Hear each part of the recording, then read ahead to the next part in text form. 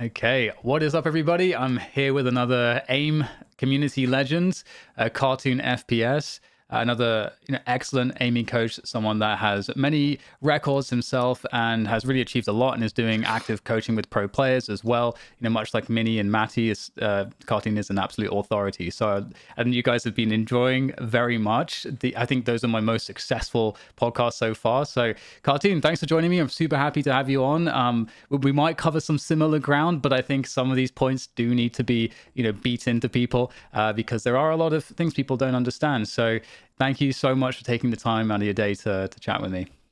Thank you for inviting me. I really appreciate it. Yeah, of course. And, I think a really good place to start because the aiming community is definitely more niche and, not a lot of people who are outside of it really know what's going on inside of it. It'd be really important to have some sense of your background so people can get to know you. What are your achievements? How did you get into all of this? Okay. Should I start like all the way when I didn't even play Tag FPS or shooters in general? Let's let's do it. Let's go all the way back. How did you Sure. how does the journey look like from the beginning? Wow. Okay. So I've been always like a overachiever. Absolute try hard in games in everything. First was when I was like 8 years old in Guitar Hero. Pretty much I granted, and I was pretty sure I was like the best player in my city. I mean, in my entire country. Sorry. Um, Joined like online communities. I learned a lot of English with that, talking to people from all over the world. That were like really super good back then. Got into OSU, got into League when I was 11. I hit Challenger when I was 14. Really early on. Eventually stumbled upon CS:GO because wanted to play with some friends, and one classmate at school invited me to play CS:GO with them, and I was like, I've never played shooters or anything, so I just went with it. I met. This is like super big coincidence. I actually met one of my best friends in my entire life, who is also a franchise player now in Valorant.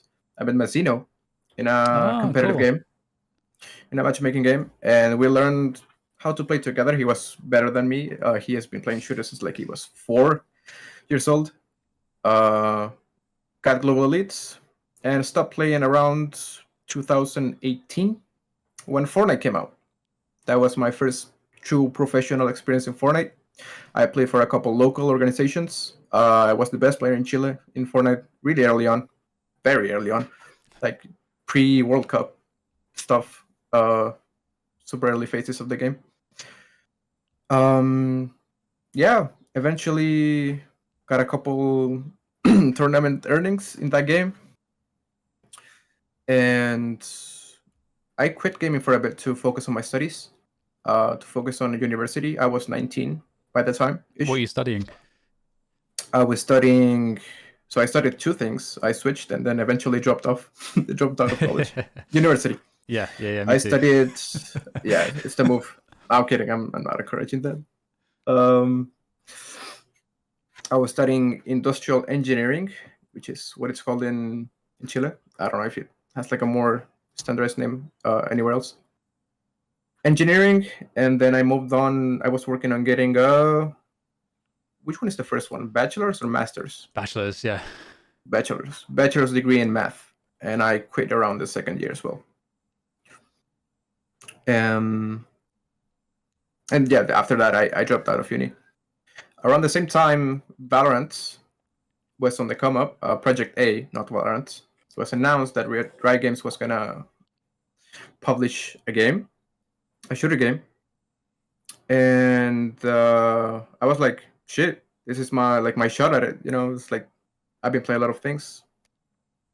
This might be like a really good chance, and I started like preparing really well for it. I went back to CS because like FPS, right? Same fundamentals, and I started aim training. I played a little bit with my buddy Vecino, amateur team, very early stages once again of the game. But eventually, I quit. I'm a quitter. I'm sounding like a quitter right now. But yeah, I just got bored of the game. Ask Mini, we think like the same of the of the game. I stopped playing, but I stuck with aim trainers. and I stuck with aim trainers because I realized I was getting like really good scores, specifically on static clicking scores, targets that don't move, flicking, pretty much all that is flicking. I was getting really good scores in, really early on, like top 50, and time passed, and I'm getting like top 1 world records, and that's how I kind of made a name for myself. I've been here since then, going on and off Valorant, trying other games, just to form clips or whatever. Yeah. Nice. And then you got into coaching eventually too. And Yeah. you are sort of a pillar of the aim training community, and everybody. I think you have essentially one of the absolute most requested people to like jump on these podcasts with me because of just how much you've been a part of the community, how much impact you've had. So it's really cool to hear some of your backstory and to see that you started with tax shooters, and that's really cool too because we'll definitely talk, dig more into those because huge amount of players, I think, especially on my channel, but in general now, flooding into this genre. So you know you mentioned that your static clicking, so like the target's not moving, just flicking aim, that was your initial strength that you noticed. And obviously for well, maybe not obvious to some, but that is like the most dominant skill really, I suppose, in tactical shooters. So when you were first training that, how did what was different from how you trained like in the beginning with aim trainers to how you would train now? Like what would you, if you could go back in time and talk to yourself and coach yourself when you're just starting, what would you have told yourself to do differently? Okay, that's a really good question. I like it. When starting out, I was really scared of breaking the common knowledge in the community. It was also at a really early stage. Aim training is still like at a really early stage. There's like so much we don't know. So theories are always evolving. People are trying new things out. Coaches are like trying a lot of things out. So there was this like defined categories, for example, like static, switching, tracking, right? And I only thought I repeated what everyone was telling me. Like static equals good for tech FPS, right? Not tracking, not anything else. Like static is really good for tech FPS and blah blah blah.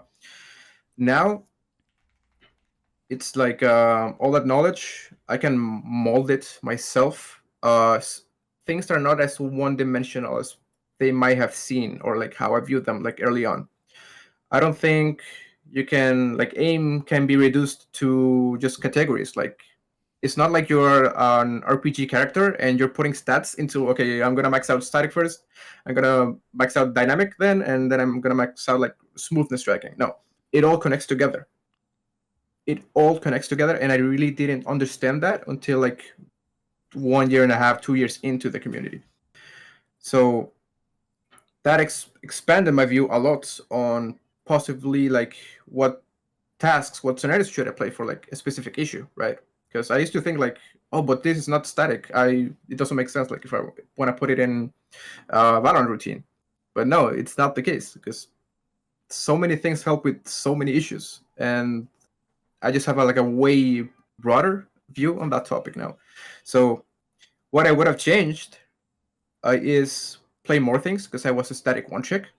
Although it's kind of ironic because I did make a name for myself for being a static one trick, right? Right. So, but maybe I would have been like Matty made a name for himself for like being like the best at everything. So I don't know. Maybe could have been close to that or something. I have no idea. But yeah, in practice, it's really good to be well-rounded. That's something I know now. Yeah, I mean it's interesting too because I've been aware of trainers for a while. I didn't really dive deep, I think, really, to be honest, until I guess this year when I started working with Mini. So even though I'd sort of learned already that you guys were onto stuff, and I'd been a part of these aim lab competitions where I started to see some of these practices of like one player using wildly different sensitivities but still having insane control. And I'm like, hang on, that doesn't make sense based on what I know. So I knew that there was all these gems of knowledge. I started to learn like practically like what those gems were, but I hadn't really had the experience yet fully implementing it myself and experiencing it. And recently, what I've been doing more of is I've been really enjoying the PASU tasks, where And I'll put that on the screen for those of you that are not familiar with what that looks like. But the passive tasks are really cool because it is combining a bunch of different skills. I'm like, oh, I have to actually control, even though I have a fast sensitivity, I have to control with my arm and I have to do a bit of tracking with my arm. But at the same time, I need to be applying fingertip control and I got to be following in different depths, a lot of different target movements to plan the targets I might want to shoot. But then there's also a reactive element because there's so many targets that you don't know what the optimal route is. And then so suddenly you're doing all this thinking, all this focus, multiple different movements all connected. It's kind of like a multi-joint movement, that people might refer to, like a compound lift in the gym, for example. It's like if it's just more practical for growth, it seems, and it's very challenging. And I started to realize that I was getting way more benefits from that than actually just doing static clicking. So yeah, I totally feel what you're saying there. That makes a lot of sense to me. And with that said, we talked about a common mistake, I suppose for you there, like if you went back and could coach yourself, what you would say. But what are common mistakes that you see that generally are pretty prevalent in the community at the moment, or in general outside of the community when people are approaching aim trainers? What are the common aim training mistakes in aim trainers? Mistakes. Maybe not directly mistakes, but I see a sentiment with newcomers, and is that exactly maybe something that I kind of mentioned in the previous question. I feel a sentiment of fear and doubt when trying things out, or like when they're playing, or like their approach, because it's like the fear of the unknown, right? You don't really know how it feels to improve at aim. So how will you know if you are like doing things correctly or not? Mm. So um, I would like for people to just, as long as you're like, oh, my camera thing. Oh, and don't worry about the camera thing. That's going to happen a few times. We were talking about this Yeah, before. It's gonna happen. yeah. So I would like people to put themselves out there a little more. For example, if static, I see a lot of people like wondering how to improve speed in static. Yeah, go faster and try to adapt and hit more shots while you're going faster, right? There's a lot of trivial questions that people need an answer to, but now even I go back and I'm like, there's no reason to answer those questions because you need to try it yourself, right? Aim is different for everyone, and a lot of people are trying to find answers really early on when just coming into the community, and that's like not what it's about, in my opinion. It's about trying out things and figuring out things for yourself, thinking about, yeah. That makes sense. I mean, this is something that Minnie said as well, that one of the thing that he considered a talent was actually just the ability for somebody to learn what a good approach for them is, like having the awareness of this is working for me or is not. And like you said, that is difficult because it's a process oriented thing, and you have to apply a process and then trust over time, if you commit to it consistently, that's going to give you results. But for a lot of people, they're going to get maybe a week or two in, they're like, I've been doing this, I've been investing time, I'm not sure if I'm seeing the outcome from this investment that I'm supposed to see, and I don't know if I'm not seeing it, I don't know when I'm going to see it. So do I change something already, or do I keep doing it? I think you highlighted a really important and difficult part of aim training. Do you have any advice for people that are in that kind of place?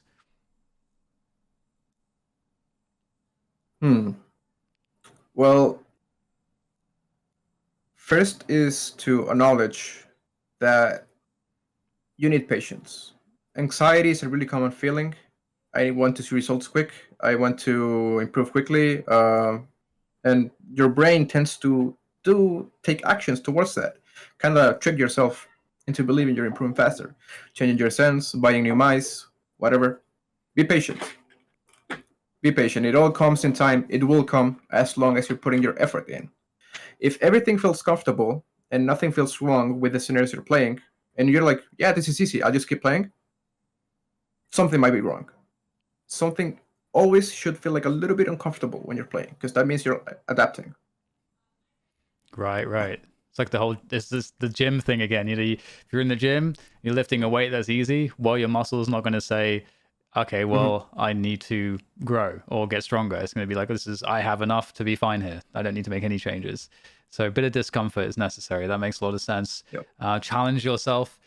So Matty actually in the podcast that I did with him, he had a really Mhm. cool, I think, system that he used. He didn't necessarily recommend that everybody uses it, but he's I think he called it like the score threshold approach, where he finds out, okay, what is my max score for this scenario or task, and then I need to make sure that I'm like within a certain percentage of that, like 5% of that top score. So, and that's when I can then move on to the next task. So he has to like really challenge himself to get one of those scores, and if he doesn't, then he can't move on from that task. So he might be stuck in a 6-hour session. But that was obviously, as you said, Matty is an interesting one because he is the GOAT. He's the best at everything. So he's going to have training methods that are very tough. Yeah. But that seemed like an interesting way for someone to judge when do I move on, or when is enough to actually get some gains from this. Yeah. Especially that method might be good for anyone that is like hardcore trying to grind aim trainers, but aim trainers only, right?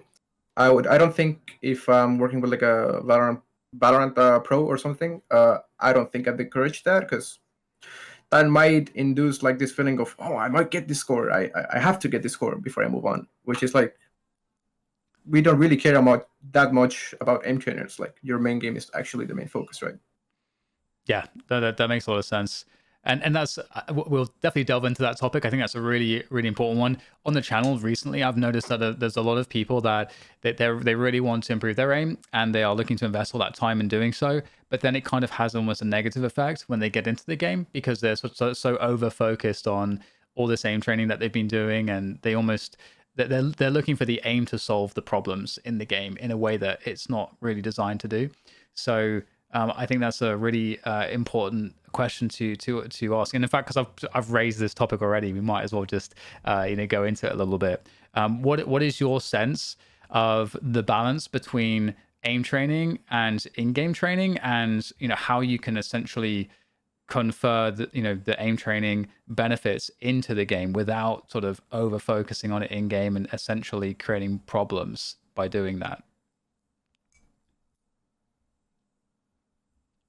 I think there are many ways we can answer this question. Because of course we can. I've been working with people like directly, like, and giving them like tips and just direction so that doesn't happen, right? But this is like a different case, because should be like a universal feeling, right? So what I'm gonna say is that you build your aim training. So you try out things with aim trainers, right? And you try out things, and then you go in game and you're like, oh, I felt this, blah blah blah. I really like the warm up, but I don't really like doing the routine at this time, or I don't like doing a warm up. It feels weird.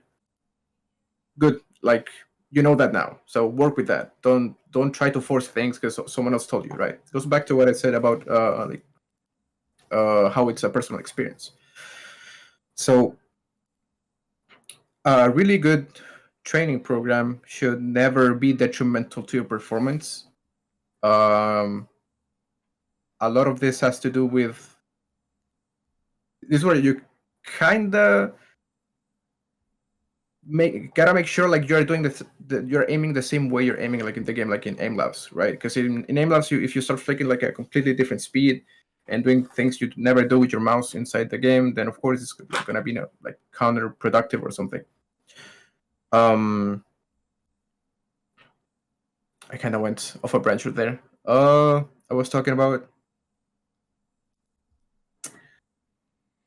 Yeah, essentially how like what are some good ways to understand how Yeah. to not, I mean, because the thing with aim training is that if you're investing time in it, some people will put like maybe like a lot of time into the aim training, and maybe they'll be a bit too tired to actually play well in the game, or they'll think that, okay, I'm doing a lot better in the aim trainer, but I'm not really seeing that result when I'm playing the game, and so that might be frustrating for them as well. And so I think we're just sort of generally talking about this idea of really trying to convert that training so that you're not really wasting your time.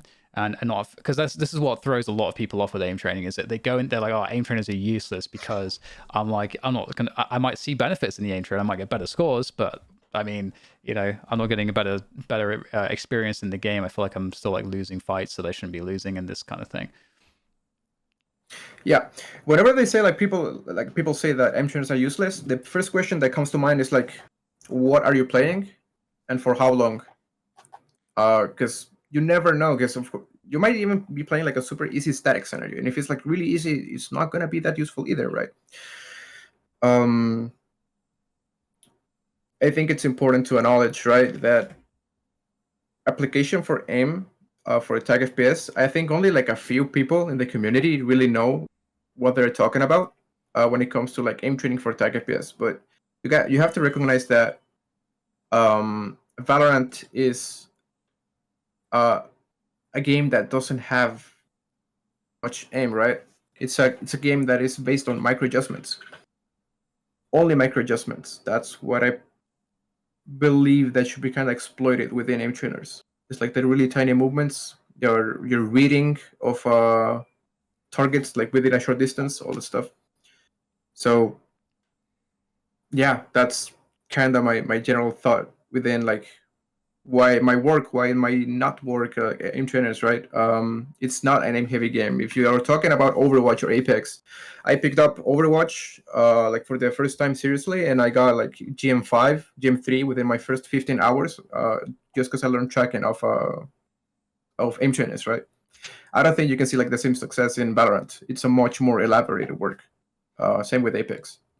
Tracking is higher time to kill games have like a way easier time translating the training, right? Valorant, you will see improvement, but at a much it depends on anyone actually. I've seen like miracles happen with like new players, and I've seen like other people that takes a little more time, right? But it does happen. Yeah, that makes sense. I mean, it makes a lot of sense. I love the point you made there about like the low time to kill, because I say this to people sometimes too. Like, when you're in an aim trainer or in a death match, you're like maybe shooting like 100 targets a minute, but when you're actually playing around, you might get one fight, if that, and so that's that sample size of one fight. If you miss that one shot and they hit their first shot, it's like that makes it so you're not going to necessarily feel probably as much of the sticks with improvement. you. Yeah. And it's so much more about just, there's so many things going on, the positioning, the game sense, the macro and micro like predictions and awareness of what's going on, the communications, the utility, the economy. There's so many things happening. So I think that's probably one of the themes here as well, like not trying to fix your aim with aim trainers completely.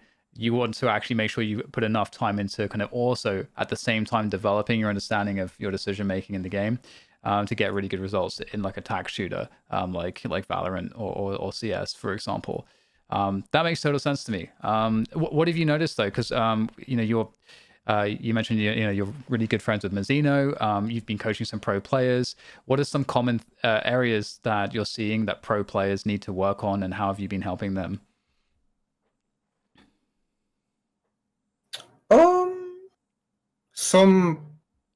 Some people have developed like a really nice aim style, so they kind of fall off like the common mistake that I usually visualize. But usually structure is something I really like settling down with pros. Like give things a name. This is actually something that came up to my mind that we could talk about. The value of like knowledge, the value of knowing what's going on, because when you think about aim, right, it's like just a generalized concept of like, okay, that's good aim in your head, but what is really going on, right? So that's what I kind of dissect into with players. I like giving things a name. This is good reading, this is bad tension management, this is a really good micro adjustment, but the initial flick was wrong, and so on and on and on, right? That's kind of like the trend. The trend with my work in coaching is I really like giving things a name and structure. Gotcha. Yeah, that makes a lot of sense. It's like very like-minded to me too. I like to define everything, measure it, and see how, like, does this fit into a framework or a system, and how do we understand what all of this means? And so, because otherwise, and well, that's the spirit of an aim trainer to me. It's like, okay, if you know how to define something, well, now you can, this is the tool to isolate that thing that you just defined. So I love to hear that. You mentioned tension control. This is something that I've heard a lot of people talking about, that they struggle with tension, that they struggle with, they'll call it calm aiming. Essentially, how do I get calm aiming? What are your thoughts around like how you would define this, and how you would improve it or get better at it in general? Tension management is definitely a huge topic that people just don't know exists at all. I've seen a lot of people in the community talk about this, but mostly like the heads of coaching right now in tech FPS within aim trainers, right? Tension management. How much force, how much intense is going to be the movement that I'm going to do right now? For a really small adjustment on like a really long distance, you're not going to do you're not going to death grip the mouse, because more force equals like a stronger movement, right? Less precision. A lot of people think that good aim is like this really snappy aim, like this really flicky type of adjusting all over the place, right? Really wide angles like flicks, they are like really snappy and lack like major confirmation, like major precision. They have to like make up for their mistakes constantly. I see that a lot. I really think tension management is like for each situation, there's like a ideal range of force you should do with like the movements. And the more you play aim trainers, the better you get at it, right? I think one of the most valuable things that you can learn inside aim trainers is learning how to aim with lower levels of tension. I hear a lot of people say that they are like really fatigued and like really tired when playing aim trainers, and I ask them like, "Are you tensioning up your arm or something?" They're like, "Oh yeah, I do." That's why. That's the reason, right? So tension is good for some situations. Calm aiming, for example, as you mentioned, is like the kind of the goal, but let's not like mix things up and say that tension is completely wrong, because it's not. It's good in like really in situations that demand it, but it's also good to be able to go back and forth. Like Yeah. that's where the skill comes from, in my opinion. Do you know what this reminds me of actually? When I was doing martial arts, like I haven't done it for like or about a decade now, but when I was first learning martial arts, I was first being taught how to do how to do striking, like just standing striking. One of the things that I learned like first from the teacher there was that when you throw a punch, you have no tension until right at the end, where you have all the tension. And that allows you to be fast, but also to like deliver the strike in the most like technically proficient way, most efficient way. And that's what you just reminded me of, because you do have to learn how to do that. And it's not like there's one easy answer. You have to mix these things together. You have to have the ability to do that. And I think with aim training too, is I love that you mentioned tension control, because it is one of the things I've seen the most benefit with myself personally. And then when I was thinking about it, I realized that there's no way that I could ever change my tension control when I'm actually just playing the game, because I'm thinking about 20 different things. There's no way I can like, unless I'm throwing the game, there's no way I can have like this, because in an aim training, you're focused on like moving the mouse, like the target, and how much tension, like how are you holding them, like that's all you have to worry about. That's it. So you can actually habituate something new into the way that you play. So I love that you mentioned that, because it's huge. So many people complain about like the death grip and calm aiming and so on. So that's a huge one. Are there any other ones like that you feel like aim trainers like really, really good to help people with? Tension management is one of the biggest topics. What else could be? I guess flick technique is what we like to call it. Flicks have like stages. It's not so you kind of goes in hand with hand by hand with tension management. Flicks need like confirmation that you landed on target. They are not like RNG gambles all the time. If you flick really fast, it's super hard to confirm like a specific precise position in your screen. That's why you actually need to transition that speed into a micro adjustment, right? That's another topic I talk a lot about in my coaching sessions. So that's something you can learn how to do as well. Of course, some situations demand like less confirmation. Some others require like a really precise approach. So it's like only a micro adjustment, not even a flick. It all, it's like a spectrum. Same with tension. It's like a spectrum of situations that can possibly happen. So aim training helps with that. Yeah, that's man, you're actually just making me think about tension control again, because I was talking to Minnie about this idea when you're flicking, and we're talking about essentially like the barred pill method, where it's like, okay, you do a fast flick and then you do the micro adjust, and you kind of like confirm in your mind, am I on the target? Okay, I am. Click. Okay, next flick, micro adjust, confirm, and you're kind of going through that process. But I found that one issue I had was I would have too much tension on my landing. So it made the micro adjustment kind of difficult. And so Minnie was like talking to me about how you learn this technique, and then he didn't quite put it like this, so I don't want to put words in his mouth, but this is kind of how I understood it. But you almost, in a sense, kind of unlearn to a degree that kind of method, in a sense, because you want to be landing quite softly, which is almost in contrast with the fast flick. But you want to have that, what he called like the mouse deceleration. So when you get to the target, it allows you to have like more control for your micro adjustment. And then that also allows you to go much more accurately and much more quickly to the next target, like much more effectively. And he was telling me this is how he started to get like way better scores in some of these static tasks. Well, to be honest, really the dynamic as well. So mouse deceleration, that was like another thing. I was like, I haven't really heard anyone talk about this before, but that was kind of game changing for me as well. Yep, it goes exactly with the idea of like tension management and proper tension management, proper flick technique, and mouse deceleration. Those three concepts like are in the same like direction. Yeah, super interesting.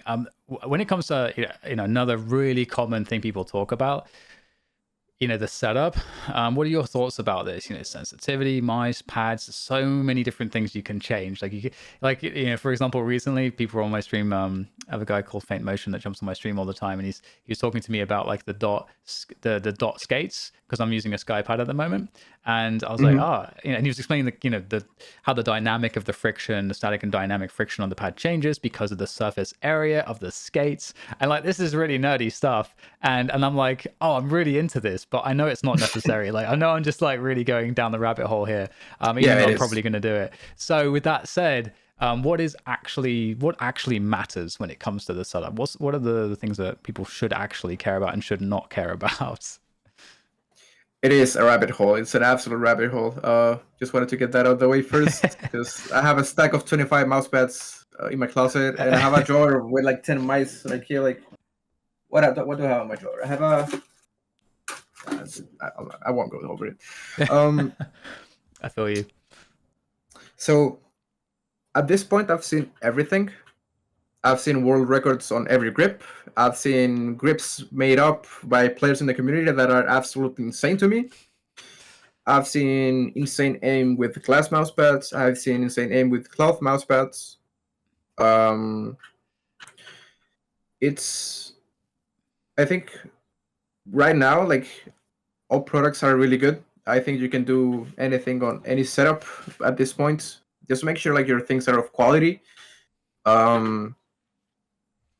If you want to try new things out, do it. But I think this is like the most important rule. Like, don't change constantly things. Make sure like if you want to like truly develop like a sense of consistency, the time window that you give yourself to adapt to a setup should follow that like idea accordingly. So give yourself like a couple, maybe weeks, maybe months, I don't know, up to you, your philosophy, to like properly get the hang of your setup. Because if you fall into the typical thinking of like, oh, I got this score with this mouse and this mouse pad, I'm gonna try a new mouse to see if I get a better score, right? Which is something like a lot of people do in the community. That's dangerous. That's unproductive. You're focusing on the things that don't matter. But it's so fun. Just like, maybe it is really fun. It is way too fun. It's like little band-aid fix. But the band-aids peel off like super quick, right? They don't really fix anything. Yeah. That's how I see it. For tech FPS, well, yeah, I'm pretty much I've seen anything work. It's really hard. Just maybe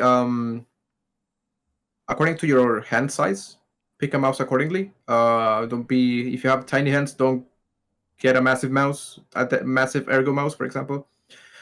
And yeah, you can try skates out. Don't switch them out a lot either way. Mouse pads, anything works pretty much. Yeah. Yeah, what do you think about Rocket Jump Ninja's website with like the hand because you can search, you can do a mouse finder with your hand measurements and stuff. Because that's something I think we talked about on Mini's podcast and we kind of recommended it. Do you like? Because I don't think anyone else has got that service. I think he's the only person that has like that kind of service. So, what do you think about that? Do you recommend it? It's good. I'd say it's like basic. It's a good starting point. I remember using it back then. But after a certain point, like your grip adapts to like certain way you like to naturally hold the mouse. It gets to a point where it's like super specific. Like for example, the NPONS that I have on my desk, it's a Baxi mouse. It's good for claw grip, right? And there's also a lot of other mice that are good for claw grip, but they differ a lot in how they feel when you grip them. So right, so I don't think that tool covers those aspects like perfectly with precision, but it's a good starting point. Yeah, I definitely agree. I think definitely worth checking out if you've never thought about your hand size and like according to the in correlation to the mouse size as well. You should definitely check it out as a good starting point for sure. Because that was something that for me I was like there are certain mice I always wanted to use, but and I kind of refused to acknowledge that my hands were not like the right size for those mice because I just really wanted to use those mice. But yeah, I had to take the reality check and and use a mouse that actually made sense for my hand size Yep. and also the grip preferences. Like you can trust your feelings. I guess is one thing I would say too. Is like trust your feelings. If the mouse grip feels comfortable, that probably means that it's easier to control probably for you. And if it feels like uncomfortable, then it's probably harder to control. But so just go off of your feeling. But with that said, I love your answer. Obviously, we talked in the last couple of podcasts with Matty and Minnie about sensitivity. It can really be all over the place. It's all about the training and the process.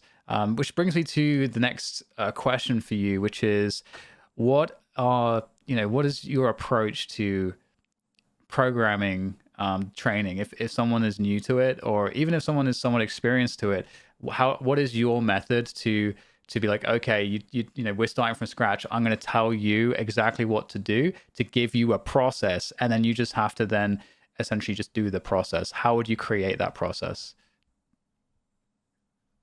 Definitely starts out with an assessment.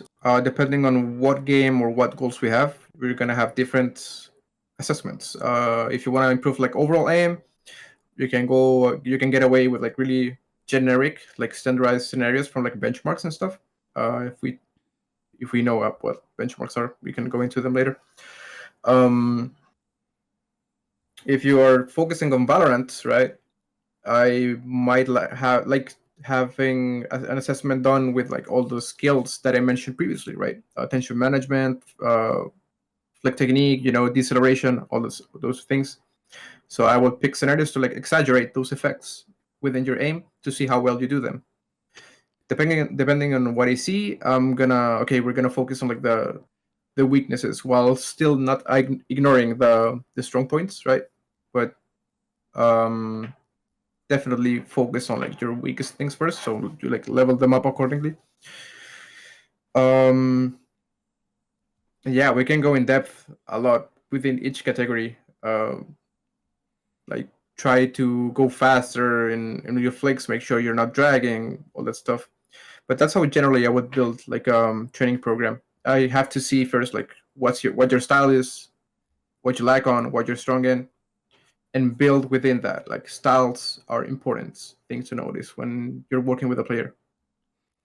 How much training is enough training to see improvement? Like if let's assume we're not trying to be specialists with aim trainers, but we're using it to get better at CS or Valorant or whatever. how do you balance the time between training aiming and aim trainer and spending time in the game in this process? I saw a ratio. I remember people saying like for every 5 hours you spend in the game, you should spend 1 hour or something. Maybe I got it wrong. Maybe it's more hours. I don't know. You should spend like 1 hour in aim trainers.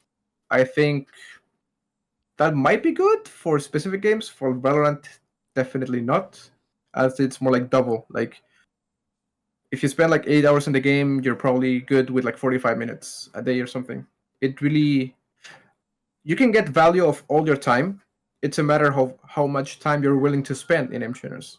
And if you're focused during all this time. If you're just playing to play, don't play, because you could be spending that time somewhere else. Efficiency is important, right? But I think like a minimum of like 30 minutes, you're good for improvements. Don't play anything over like 2 hours. I don't think it's necessary. And if you are willing to put in 2 hours into aim training every single day, make sure you're focused and you're having like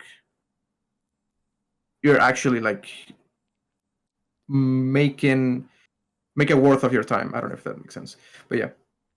Well, what does that focus look like then? You know, if someone's listening to this and they're like, okay, I I feel like I can be focused, but what does it actually mean? How do I, what am I trying to focus on? Is it, you know, certain aiming, like, I mean, because I understand, when I'm playing a task, I need to feel like I'm actually, first of all, being challenged in the task that I'm playing. So that's one thing I'm thinking about. Like, if it's hard for me to actually like talk coherently and still do the task, that means it's probably too easy for me, because I need to have like enough focus. I've noticed this when I'm streaming and I'm playing aim lab, and I'm like, dude, I'm like trying to answer people's questions and stuff, and I'm like, I can't. I'm just an idiot when I'm playing an aim trainer, because I'm focusing so much on the task. So that's one thing that I can understand, that okay, this is me actually really challenging myself, is in those moments. But what are some other signs for you that someone's actually focusing, and or what can they do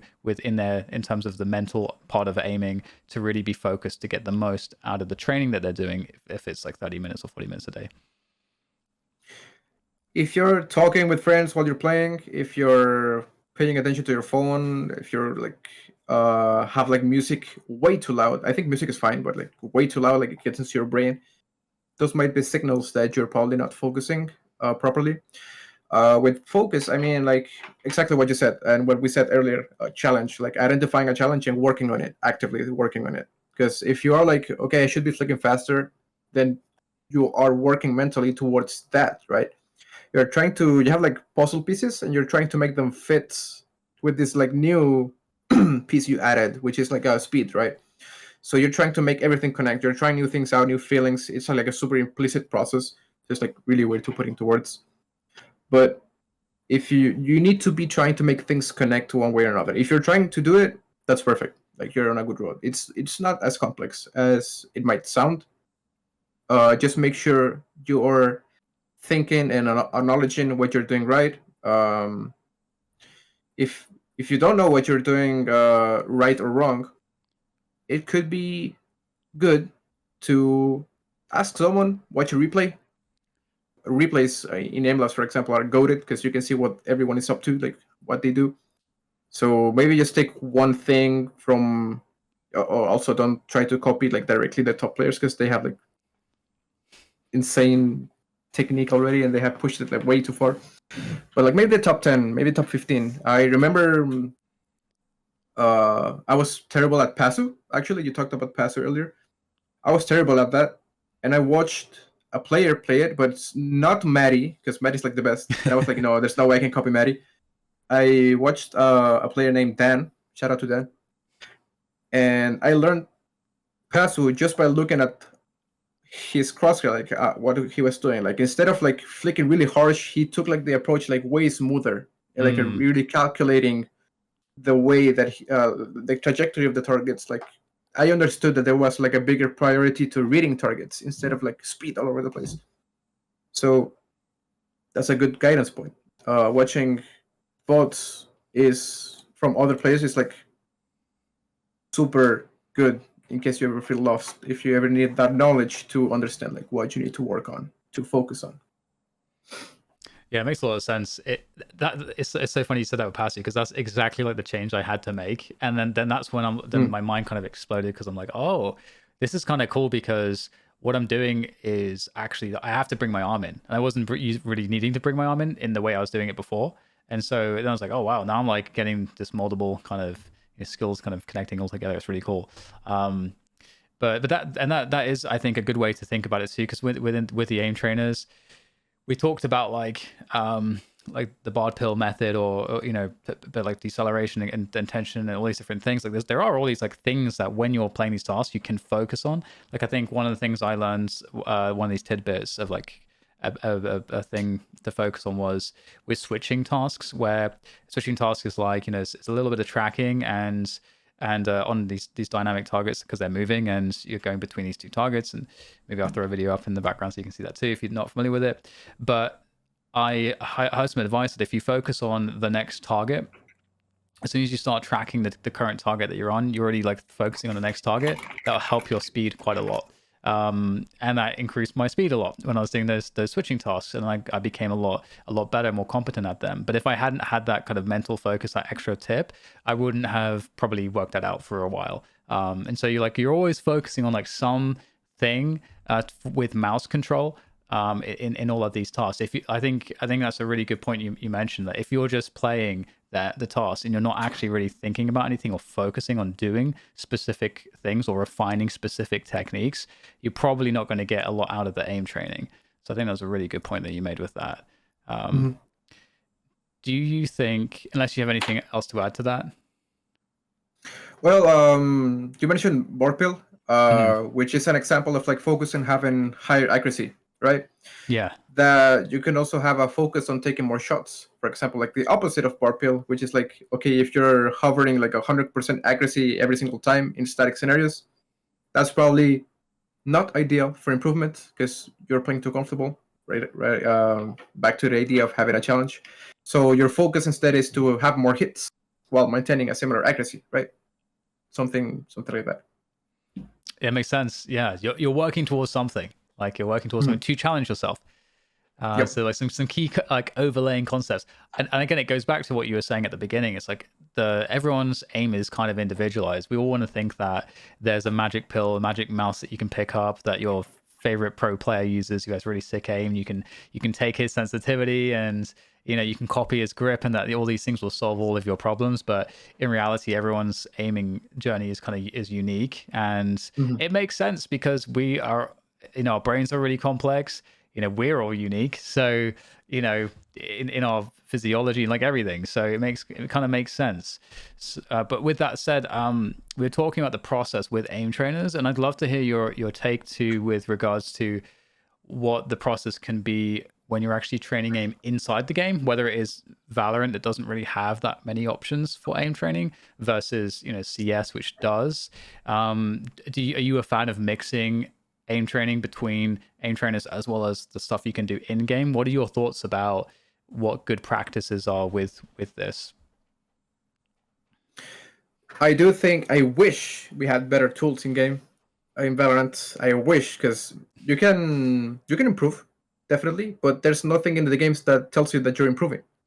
Maybe if you're winning more death matches, right? But that's like such a Random bad metric. Yeah, it's a Yeah. random metric. There are drills that are like in aim trainers, for example, that you can replicate in the range. If you've seen like people brim ult or like push with the breach ultimate, like targets to the side and then just flick between two. An underrated drill is with strafing targets, although it's RNG as well, because sometimes they strafe for like 0.1 milliseconds and you have like no chance to do anything. That's not because you're bad, that's because it's RNG. You have no chance to hit the shot. So yes, I do like mixing them up. I do like having a couple of drills. I really like. I'm a fan of Sheriff and Guardian DMs because they give like a huge focus to the first bullets, and so you don't rely on spraying because sometimes that covers a lot of mistakes. I'm a fan of a couple of drills you can do in the range. probably Beanie talked about this. I have no idea, but like uh, flicking to one target and tracking it for a bit, and then flicking to another one, tracking it for a bit. Things like that are kind of what you do in aim trainers, right? At a much more basic scale, because the exercises you can do are not that complex, but you can do them, right, to some degree, and you can get better. But once again, super hard to tell that you're getting better if nothing is telling you that you are, right? Yeah, that makes sense. I think it's you reminded me too that I think this is another example of what feels like it's helping you too, because I think for some people, some people can use the aim trainers and just not even feel like they want to or need to deathmatch at all, but some people really want to have the in-game feeling first.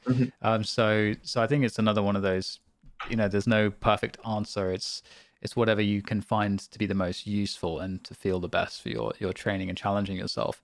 And we covered, like with Mini, we covered the difference between warm up and like technique, like skills work. So I don't feel like we need to necessarily go over that.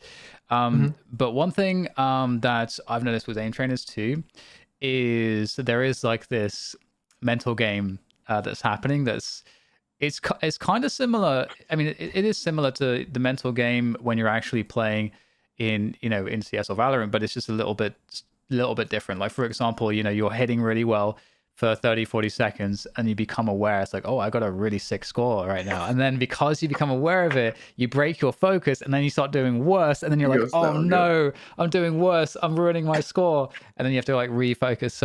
So I would love to hear your thoughts about the mental game of like aim training, because I think it's that's challenging too. It's funny that you mentioned it, because that happens to absolutely everyone. That happens because you're like pressured to get a good score, right? And the scores are like the main motivator. It has been the main motivator for like all the GOATs, so it might just as well stay that way. It's natural for those to happen. Don't be discouraged. You will get used to it, and you will also with getting used to it, you will learn that you're focusing too much on the score, right? And like deep inside your brain is like slowly learning that, okay, I'm eventually like I'm gonna drop this like behavior of like getting nervous because of a score. Ideally, you only focus on the technique. You're like full in the zone, locked in. Focus on the strengths of the target, like every single tiny detail, and your attention is going towards that instead of like the score and what time it is. There's a big factor of anxiety, definitely. And it's funny because I really felt it yesterday when I was grinding a tracking scenario. The fact that the target can change direction at any time, but you don't know when, that generates a lot of anxiety. Yeah. So you kind of learn how to fight with that, right? And just develop like a more natural approach. That mental challenge is something you'll learn how to fight yourself. It's natural. It's supernatural. Don't be scared of it. Just keep pulling through. You will be improving even if those happen, so don't worry about it. Yeah, for sure. It's definitely a tricky one. I think it can be really frustrating. I think you can get really in your head with it. I think one thing I heard, I forget who I heard this from. I don't know if it was Matty or Mini or just somebody else, but I remember somebody saying that one of the ways they handled it was whenever that moment happens, basically, where there's a couple whiffs and you're like your kind of rhythm's thrown off and you kind of start to get in your own head. They just said, okay, I just say focus in my mind. And because and I talked about this in a different video, like a reframing tools, where how you can kind of create a lot of meaning into like one action or one word, so that when you can then use that word later and you know what it means, and because like, oh, you've talked back to the fact that, well, you're just stressing out, you're just, all you have to do is just reset yourself mentally. Nothing bad's going to happen. Just, and you can kind of build all of this, all these different meanings into this one word, and you say the word, and then you can kind of just like helps you to kind of get back on track and to not care about the thing you just cared about, which is, I just cared that I missed a couple times and now that's throwing my focus away. So you could try something like that as well, possibly. That was probably Matty. Matty has a lot of mental tools, a lot of them that he used to improve. So that was probably Matty. Yeah, it must have been. It was it must have been Matty. Yeah. Because also I was thinking with him too, because he was obviously playing that competition, and like the amount of training that he did to win that competition. It's like when you invest so much of your life into doing something, and it's all a mental battle, because he's done all the training, so then all he's left with is just the mental battle of the performance. It could all just like a couple whiffs, to us when we're aim training feels frustrating, but imagine if you spent like 12 hours a day for the last months training, and that could all go to waste if in that pressured moment when you make a mistake. So he was dealing with insane pressure with that. So yeah, Matty is amazing. He really is. He is, yeah. So we definitely covered quite a few areas with aim training, and did we talk about aiming miss? I'm not sure if I skipped over it. I think I may have done. So I talked with Minnie about this, but I'd love to get your take on what you think are the most annoying myths that you hear that people repeat but are just plain wrong. So now's your platform to correct people. I could say some really basic ones like muscle memory and changing sense is wrong and blah blah blah. I think that was probably mentioned before with Matty and Minnie. I'm trying to see if I can say something else. Maybe I want to connect it back to the topic I mentioned, like the value of knowledge and how like the theory is evolving and stuff. But might not be the most direct way to say what I have to say, but Let's go with it. What's on your mind? Pretty much like the image. It's not more like that much like the myth, but more of like the image that people have generally of aim trainers. I've heard so many arguments. I've seen that friend go on a rant about like how you're not moving in aim trainer, so it's shit. Which made a lot of sense to a lot of people, but then again, it's like it's still helping you. Like it's definitely a place to improve. Like for any, I don't know, pro, whoever might be watching this, if you want to go like the extra mile for improvement, like aim trainers are definitely a way to get that extra mile, right? Like the details, like strictly the details. No one is perfect. There's always room for improvement. Even the goats still have like massive amounts of improvements. And saying that aim trainers don't work is baffling to me. You might have had your experience with aim trainers not working. It is probably because number one, you picked a terrible choice of scenarios. Number two, you didn't play them properly. Number three, you played them for like way too little time. Number four, no, those three. But yeah, just generally the concept that you can get insane aim mechanics just out of these apps, which might sound insane, but yeah. I think one big problem people probably have is diagnosing their weaknesses, because I think like we said earlier, especially in maybe Valorant and CS specifically, because there's like you very astutely pointed out, there's a very low time to kill and a very low sample size for your aiming performance in a game. So one thing I think that people they mix up this idea of like the outcome of like fights and their aim basically, and they don't necessarily understand where the real leaks are in their aim. And I think that's one of the interesting things to me, because I was asked this question recently about it was kind of like a calm aiming / death grip / mouse tension type of question, and I was like, my answer was something along the lines of, well, this because when people ask you about that, like how do I just like not kind of death grip the mouse, it's like, well, why is that happening? It's probably happening because you might just have anxiety or in that moment, and that's gonna, if you're more stressed out, you're more likely to do that. But why are you more stressed out? Well, there could be some external reasons, like you slept really badly and you've had too much coffee, or stuff's going on in your life or whatever. That's possible. Some people are also generally more stressed out people than others. Okay, there's all that. But there's also a level of, well, how prepared are you for that situation?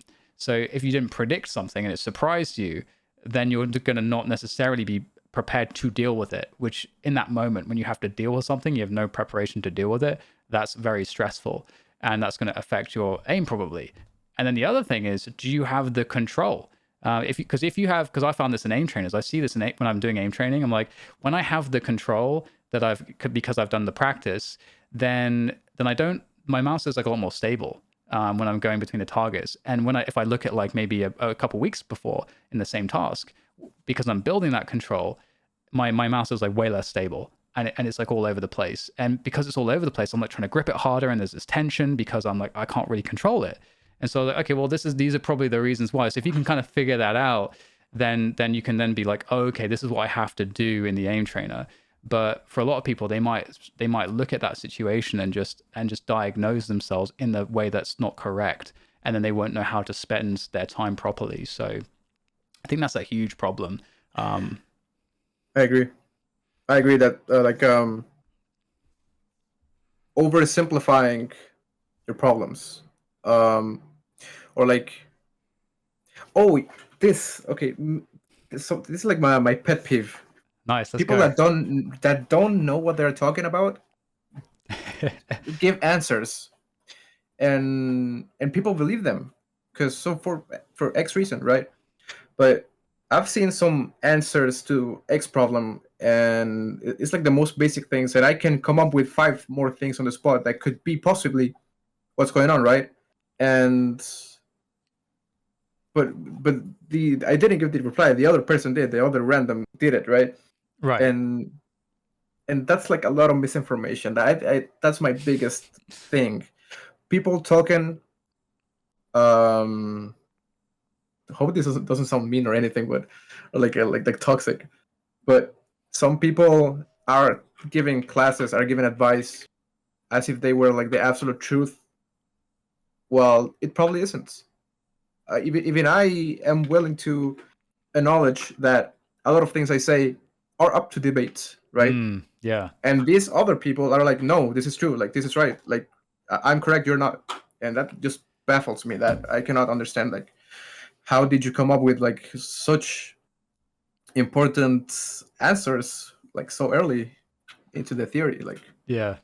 It's, you know what, it's the have you heard of the Dunning-Kruger effect, where it's like, it's essentially like the less you know, the more sort of sure you are of your knowledge of that thing. It's like, oh yeah, kind of paradoxical, but like, yeah, it reminds me of that. And what you said was so true. When I've spoken to you now, and also Minnie and Matty, obviously, like, some of the best possible authorities on all of this. There's like a lot of stuff where it's like, well, this is, like it's not like, oh yeah, this is solved and this is the answer. There's none of that. We're talking with any of you. You've all got like really great insight and advice and like great practices, but you also all acknowledge the complexity in some of the areas that maybe aren't completely solved. So so that is very interesting. Yeah, someone is coming at you with all this stuff, and they're like, yeah, this is the law. This is the way it definitely works. Yeah, maybe there's got to be some question marks there on whether they know their stuff. Yeah, well, that's I think that might be a great place to leave it then. It's been amazing getting your thoughts on a lot of these different areas with regards to aiming. I hope that we're able to kind of normalize aim training and help people to better diagnose what they need to fix, and to kind of really, I guess, get like a better experience from all of this. They can reach their goals, because that's what I guess where we're all in this. And with that said, I know you do coaching. I don't know if you're taking anyone on at the moment or anything like that, but yeah, what are you up to at the moment? How can people find you, interact with you? Are you looking for new people for your coaching? Good time to ask the question, because I've recently held my public coaching on pause, and there's been a lot of inquiries, I think is how you say it. I'm sorry, because I have not been taking any new students. I'm really sorry about that. But I am working with some people over at EMPT, some people that I still don't know if it's public information or not. So I'll restrain myself from revealing the names.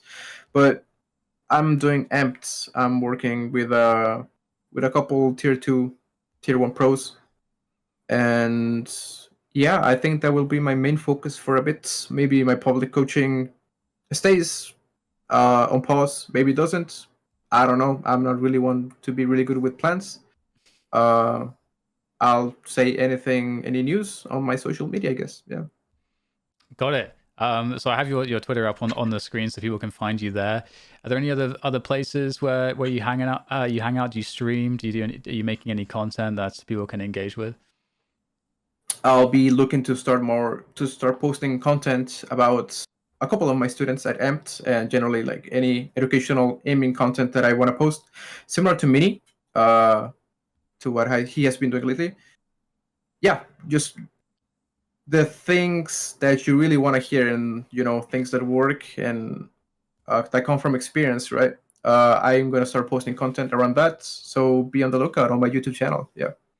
Awesome. Well, thank you so much, Cartoon. It's a pleasure talking to you today. I hope we've converted at least one more person to the AIM training camp. To the AIM training camp. Amazing. All right. Thank you so much. Thank you for having me. It was fun. Thank you.